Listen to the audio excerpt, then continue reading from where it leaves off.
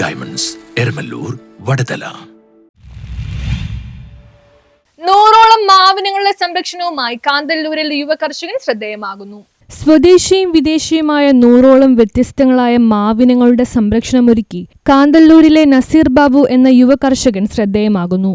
പാരമ്പര്യമായി പകർന്നു കിട്ടിയ കൃഷിയോടുള്ള താല്പര്യവും പ്രത്യേകിച്ച് മാവ് കൃഷിയോടുള്ള അമിതമായ ഇഷ്ടവും കൊണ്ട് വിവിധങ്ങളായ യാത്രകളിൽ നിന്നും വാങ്ങിയ മാവിൻ തൈകളുടെ ശേഖരണവും സംരക്ഷണവുമാണ് നസീർ ബാബുവിനെ വ്യത്യസ്തനാക്കുന്നത്.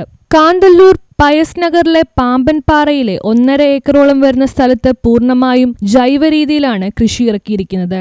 വിദേശ ഇനങ്ങളായ മിയാസാക്കി, നാംഡോക് മായി, ബ്ലാക്ക് ആൻഡ് റോസ്, അമർപാളി തുടങ്ങിയ ഇനങ്ങൾക്ക് പുറമെ ഇന്ത്യനും നാടൻ ഇനങ്ങളുമായ നീലം, അൽഫോൻസ, ചന്ദ്രകാരൻ, മല്ലിക, ഖുദാദത്ത്, ഹിമായുദ്ദീൻ, ലാംഗ്ര, ഓളോർ തുടങ്ങി നിരവധി ഇനങ്ങളാണ് ഈ കർഷകന്റെ കൃഷിയിടത്തുള്ളത്. പഴങ്ങളുടെ രാജാവെന്നറിയപ്പെടുന്ന മാമ്പഴം പോഷകങ്ങളുടെ കലവറയാണ്. പൊതുവായ ആരോഗ്യം മെച്ചപ്പെടുത്തുന്ന വിറ്റാമിനുകളുടെയും ധാതുക്കളുടെയും ആന്റി ഓക്സിഡന്റുകളുടെയും സമൃദ്ധമായ ഉറവിടമായ മാമ്പഴം രോഗപ്രതിരോധ ശേഷി വർദ്ധിപ്പിച്ച് ദഹന പ്രക്രിയയെ സഹായിക്കുന്ന ആരോഗ്യ ഗുണങ്ങളുടെ കലവറയാണ്. കാന്തല്ലൂർ കൃഷിഭവന്റെ മികച്ച പിന്തുണയും നിർദ്ദേശങ്ങളും ഈ കർഷകന് ലഭിക്കാറുണ്ട്.